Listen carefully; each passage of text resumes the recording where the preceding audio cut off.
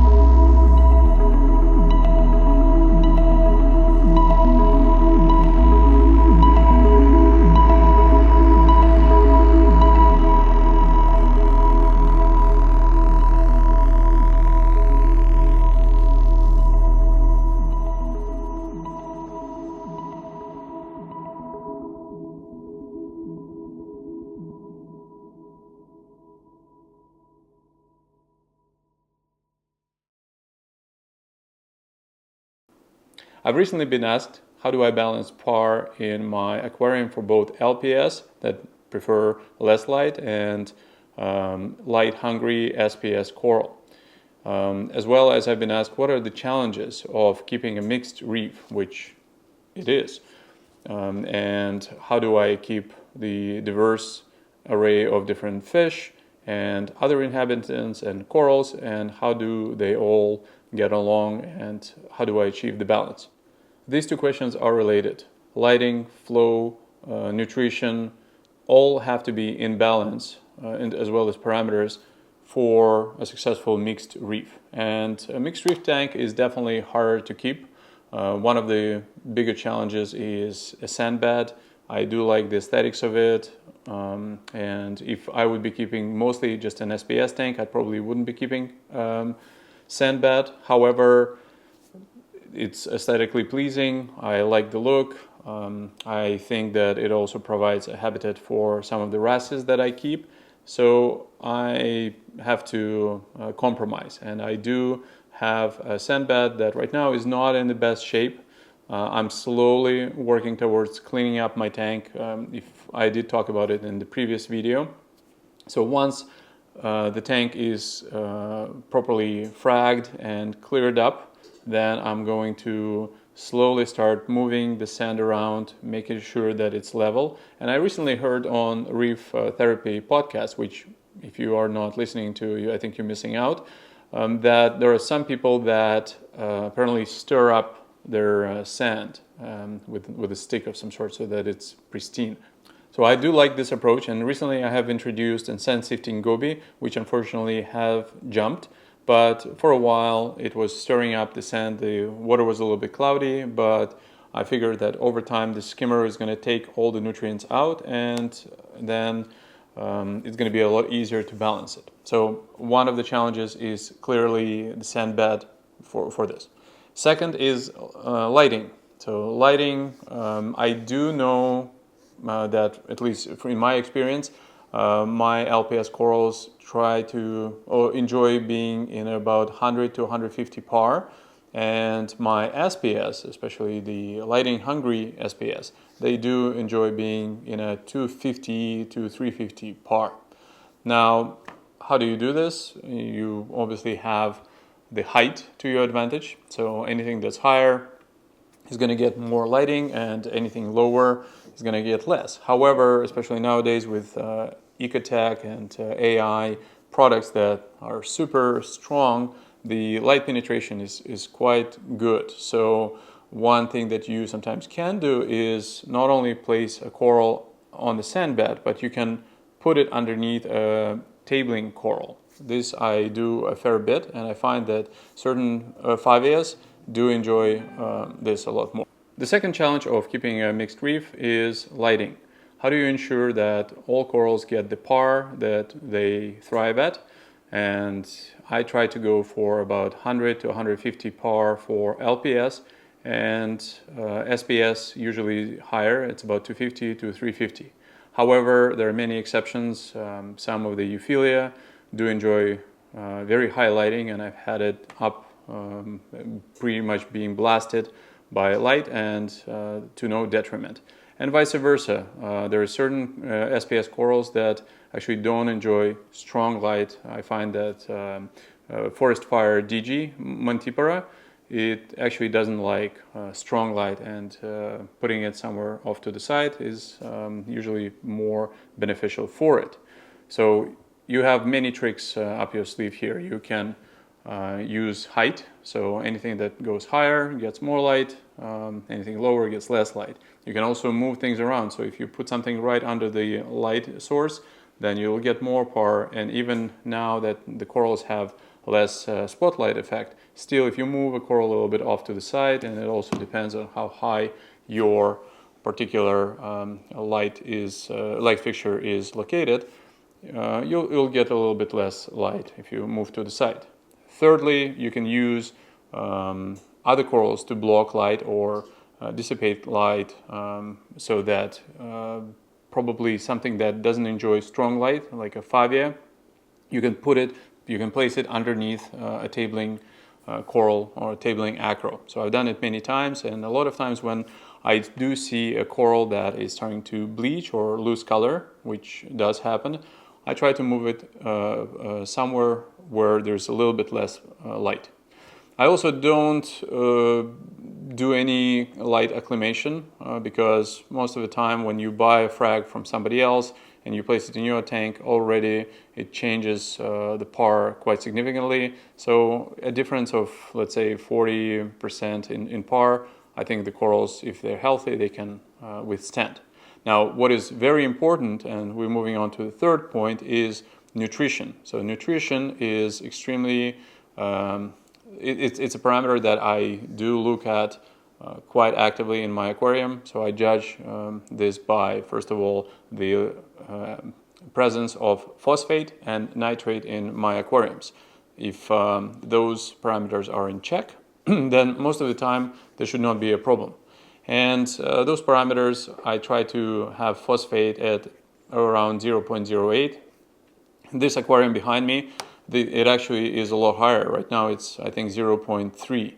And if you really want to see my full history, which I do check on at least twice a week, of phosphate and nitrate, you can go to AquaticLog.com website, and then you can search for Treasure Reef, and you will get my measurements there from the beginning. So it's about 3 years worth of measurements. And same for nitrates. I do keep nitrates at around 5 to 10. Right now behind me, nitrates are 30. So I think I've overdone in supplementing nitrates, and right now I have stopped dosing them until they'll come down to something where I want them to be at, which is roughly around 10, maybe 15, even 5 is okay. So that's the third thing. Now, flow is another important aspect. That's the fourth one. What I do in my aquariums, I have all my Ecotech MP40s on the back. They produce very strong flow, but I find that, for example, a torch doesn't like strong flow, at least in my case. So I do try to bring it somewhere off to the side where there's no direct hit or there's no strong flow, because it has wavy tentacles and it's a very soft tissue, so it doesn't like to be just bounced around. Now, when it comes to SPS, or like Acropora, they do like strong flow, so there's no problem there. So, but that is the challenge. So you have to balance your light, you have to balance your flow, you have to make sure that the nutrients are not overwhelming, where SPS don't like supposedly very, very high nutrients, but something like an LPS, Euphilia, they thrive in kind of dirty water. I'm still not sure I've seen this aspect where SPS don't like high nutrients. I think if you manage your alkalinity at a stable level, I haven't actually seen too much of a detriment. But and this actually brings me to another point, which is alkalinity. Both alkalinity, temperature, and salinity, you want them to be fairly stable. My alkalinity does swing. I don't have any controller right now that measures my alkalinity, so just this is something that I do on a regular basis. But even with the swings, I haven't found too many problems, as long as they are addressed and they're not big ones. Now, moving on to fish, that's another part of a mixed reef. I do not keep any fish that produce big challenges for a mixed reef, such as angels. I do like angels, but I like corals more, so I don't want any hassle in any improper behavior on behalf of angels. Having said that, it is my dream one day to keep an emperor angel. Maybe I need a bigger tank, maybe I need another tank. So that's something that right now I just have to keep fish that are super reef safe. And you can even keep a trigger, as long as it's a crosshatch or a blue throat trigger. Those guys won't really harm my corals. And I've heard stories of even tangs going after certain corals. So it's a little bit of a guessing game as well. But so far, a mixed reef with a variety of different fish hasn't been an issue. And this brings me to my last point. While mixed reef is something that checks off all the boxes and you get all variety of different fish and corals, there's something to be said about a certain biotope or habitat where you only go for a certain region and you try to recreate it.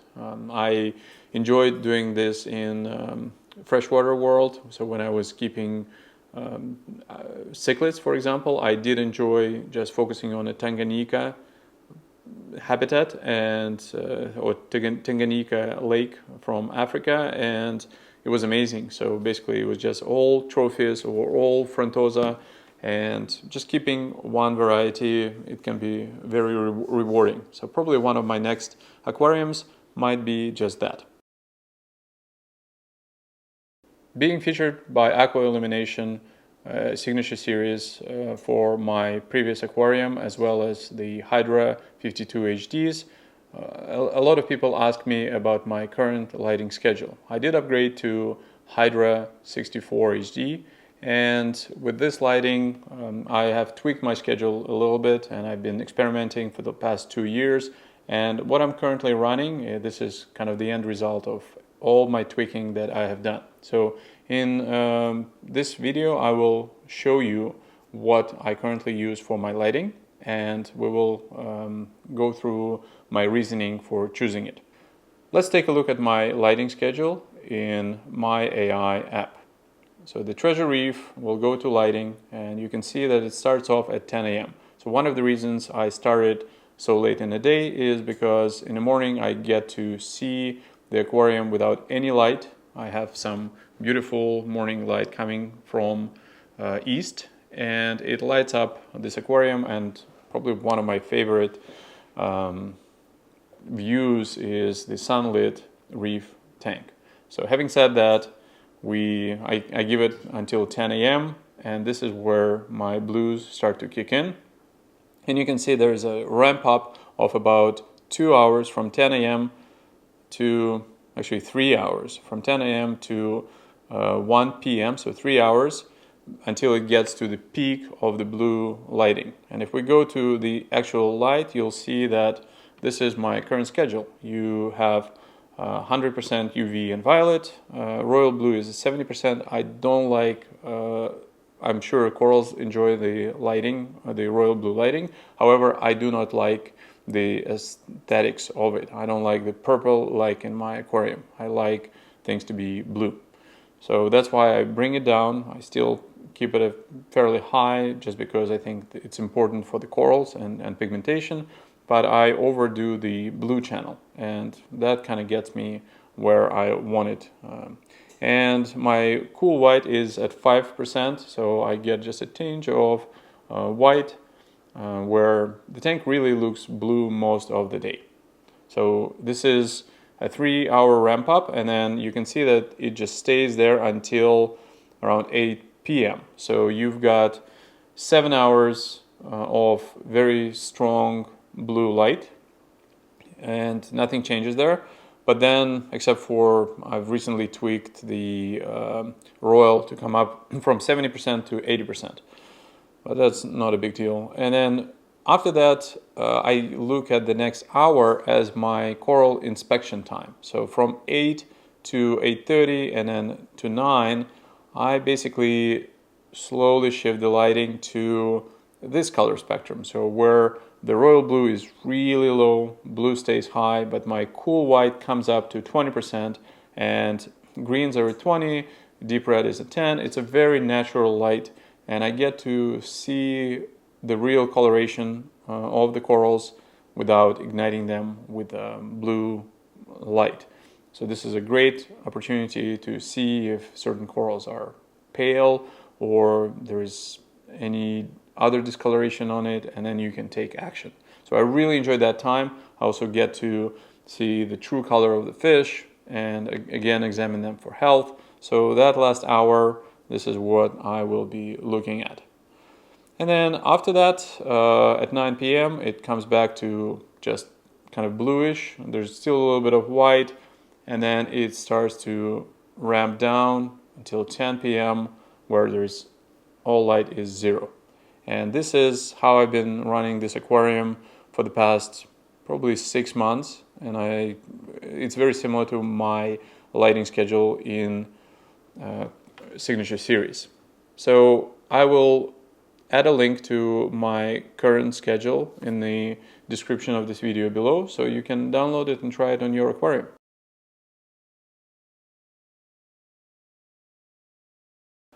I use Ecotech gear on all of my aquariums, and some of them still use the old ReefLink app or website, but all of my newer gear is using Mobius, and Mobius application has improved dramatically since its inception.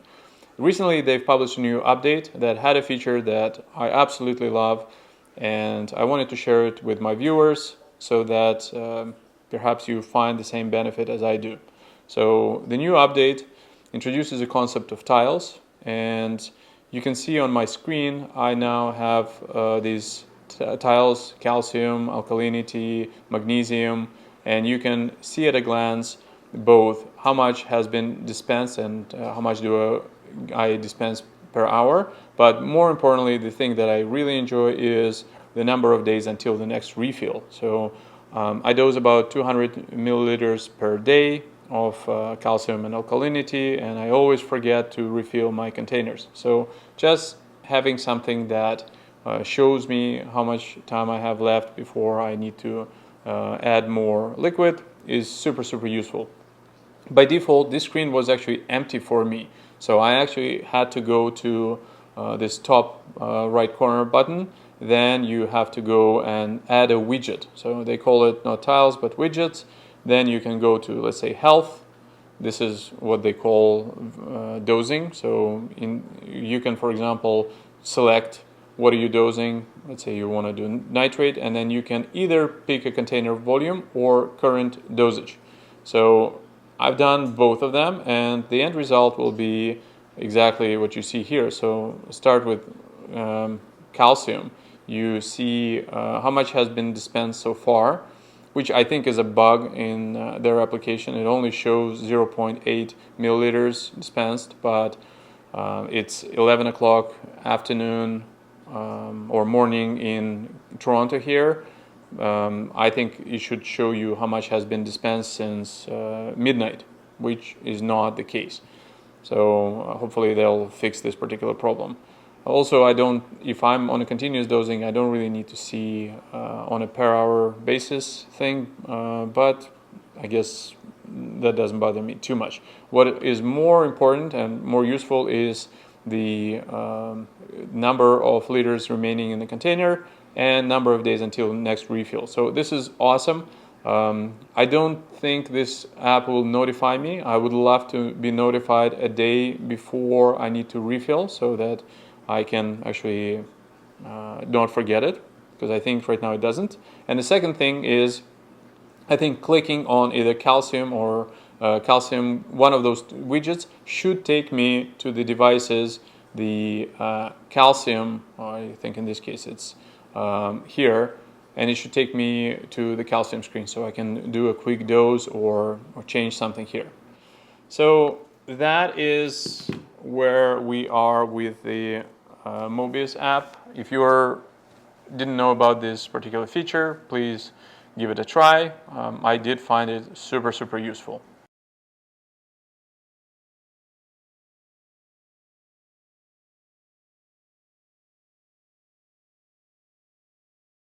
A software-focused episode wouldn't be complete without me talking about the app that's near and dear to my heart, AquaticLog.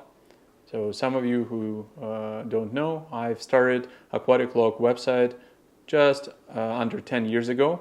So when I got serious about reef keeping, I realized that I needed to keep track of my parameters. This is something that I still do to this day, and I definitely attribute some of my success to that. And being a programmer, I built a simple website that allowed people to post numbers on the website and keep track of your parameters. Now there's about 2.3 million measurements on the site, but about 7 years ago, there was a big demand for native apps. So I actually built an iPhone application as well as Android application. And recently I've been spending my weekends just coding both natively and bringing the best possible experience to you on your native phone.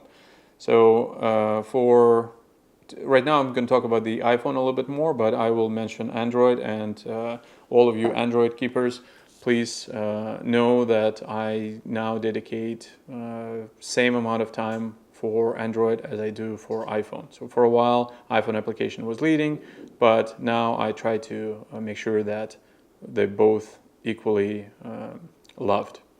So having said that, this is what the application looks like in the beginning of 2022. I've done a lot of refinements, a lot of improvements to it, and I want to just quickly show some of the really awesome features. And please keep in mind that anything on your iPhone will work on an Android and will work on your website, meaning that if you add your parameter, your alkalinity on the iPhone, it will automatically sync with all other devices as well as the website. So if you're switching phones or you're sharing an account, you get that data stored in the cloud. So You can see there's product announcement, so I've recently posted a new version of the app, so we can actually click there, and this is me just keeping you in the loop.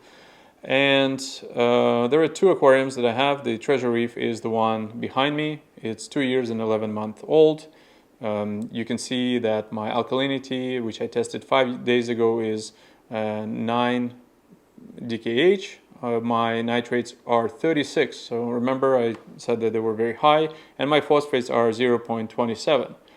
The awesome thing is that now it works with reminders, so I have reminders for both nitrate, phosphate, and alkalinity, and when it's due, I can just enter a number here, put 7.5, and then I'll press the alkalinity check mark, and it will log it. So, and when it will log it, we can go here on the aquarium page. You can see these are my reminders.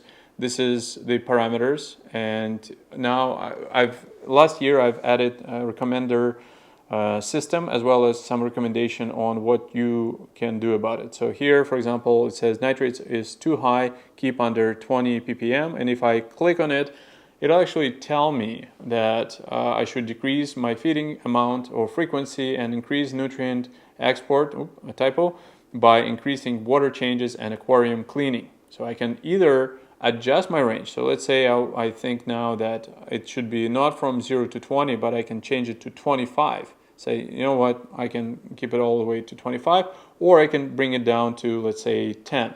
So I can customize the lower and upper range for all of my aquariums on an individual basis, or use the system guidance. So this is pretty awesome. I've also developed a new input screen, so you can actually customize my most commonly logged parameters, and I can do multiple of them at the same time, and this is really, really awesome. I do it all the time. Now for Android, I'm currently working on bringing exactly that same solution in the next version of the app, so please stay tuned. And this has been a game changer for me. It's super quick now to log all of my parameters. You also get to see the photos. There's inhabitants. So this screen has been redefined. You can now see some pictures of all of my inhabitants, and it'll pull from the global library, or you can customize it and add your own. And you also have a list of products that I use. So lots of awesome stuff. There is my water changes. So right now I have an automatic water change system, so I only log things that are manual. And there is also dosing, feeding, maintenance, diary. So you can use all of those features, and they all sync with the website. You also can see other people's aquariums if they made it public, so you can still keep it private if you just want it for yourself. And you can click on somebody else's aquarium, you can follow it, you can learn more about it, and I'm going to be adding a lot more functionality here, but on the website it's already there, so you can explore other people's aquariums. You can also share. So I have 53 followers, 454 likes, but I can click on this button and I can share it with other people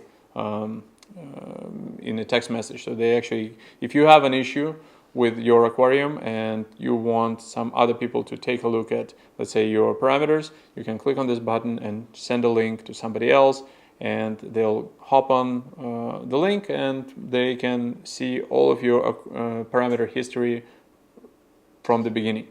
Recently I've also added these fancy charts, so they have been improved a lot, and you can click on it and you can actually get deeper in this, and you can see your average, range, max, mean. You can customize your own high and low as well as the target, and there is also a machine learning code that I've written that will make a recommendation on what the system thinks your parameters should be based on tens of thousands of aquariums that are on the site. I think last time I checked there were over 50,000 aquariums here. So very quick overview of what the state of the app is in 2022. and I'll try to do another one maybe in 6 months to a year. It's a slow process. I'm the only developer. I don't do this other than late in the evening or on a weekend, so I can't spend too much time considering all the other stuff that I do. So all of your support, some of you have provided donations, so I really appreciate every one of you. I also appreciate any paying pro members, because that helps me direct my attention into the app. And it's a testament to the longevity. It's been almost 10 years, and I hope to continue supporting and developing the application 10 years from now. For some of you that haven't used it in the past, or used it, let's say, 6 or 7 years ago, one of the reasons I shot this video is to show you how much the app has progressed. I also listen to all of your feedback, and I have a big file where I log it. And once I get to a certain feature, I make sure that I let the person who logged it know that I've addressed it. So download the application both on iPhone and Android. It's AquaticLog. You can try AquaticLog.com. And finally, if you can, please write a review, or just give me a star rating in the Android Play Store or Google Play Store or iPhone Store, App Store, just because all of your ratings, they help a lot. So thank you, and I really appreciate it. I hope you have enjoyed this video. Don't forget to subscribe to this channel, and if you have any additional topics you want me to cover in the upcoming videos, please write them